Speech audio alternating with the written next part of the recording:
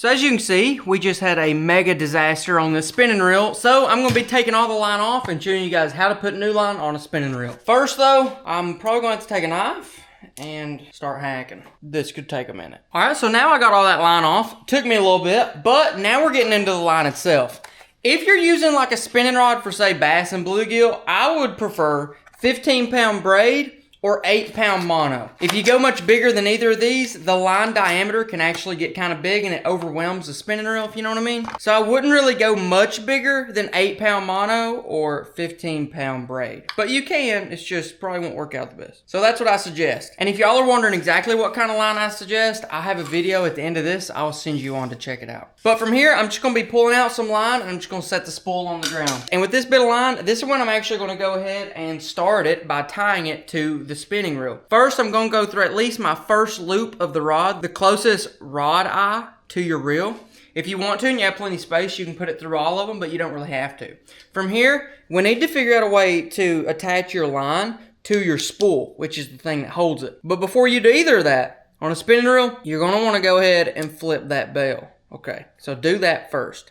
Now, from here, you can either go ahead and tie some kind of knot around it, but what I like to do is very simple, is I take a little thin piece of tape and I'm actually just gonna tape it on there. And it sounds crazy because it's not truly attached, but the way it works is that once you reel a couple strands over the tape, the strands of line will actually like constrict around the tape, and since the line is under the tape, it constricts around that too. And plus, if you ever cast so far that you're down to your last few strands of line, you probably should have replaced your line a long time ago. That's one thing about it, you never want to get this far deep into the spool. But I'm just going to go ahead and tape that line to the spool, and it should look about something just like that. So it's real simple, it's taped on there.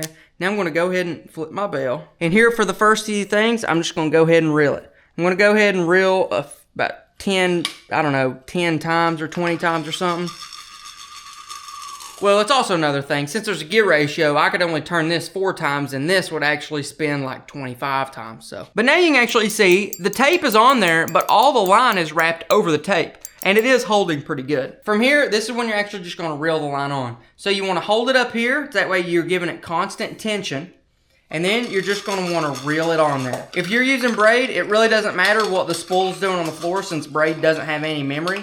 If you're using monofilament, you kinda wanna turn it in a way so that it comes off the spool, the line spool, the same way that it goes onto your spool. I've heard that reduces line twist, but it also makes my head hurt thinking about it. So I usually use braid, and as long as the line is coming off the reel, it's gonna jump around, it's gonna do all that, but that's no worries. But as you're doing this, just keep tension on it right here. You can even go with a napkin or something because it will dye your hands or something. And it can also burn if you go too fast, so don't worry about going too fast. But the next thing you're gonna know and keep up with is how much line you put on here. Because the same way that if you put too big of line on there, if you put too much line and overfill your spool, you're gonna cause big problems too. So just go ahead and keep reeling, keep reeling, keep reeling, keep reeling, keep reeling. And let me actually show you right here when you need to be about ready to stop. So I don't know on this reel if you can see it, but there's like where the spool is flat on the inside, and then it starts curving out. So it kind of like fades off right there. You don't want to go to where it starts fading off. You want to stay within that flat point. So go ahead and reel up on your spool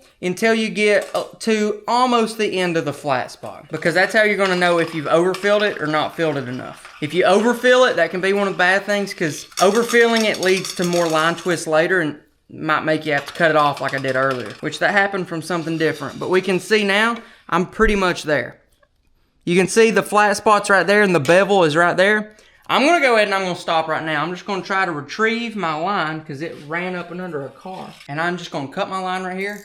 And boom, just like that. You now have your spinning reel and it has line on it. I'll come in here, just cut that line just like that. And now, depending on how big a spool you bought, you can just put it right back in your box, and then you may have enough to spool up another rod later. You kind of got to judge it on your own, depending on how big the spool is you bought. But with that one, I might be able to get another one. I wasn't really sure. Wasn't really paying attention like I probably should. From there, you're pretty well good to go, but just put it back through all your lines and you're ready to go fishing, tie you on a hook. In this video, I head out to Walmart and actually show you guys which line I would buy. Or if you want to learn a really good fishing knot, click right over here.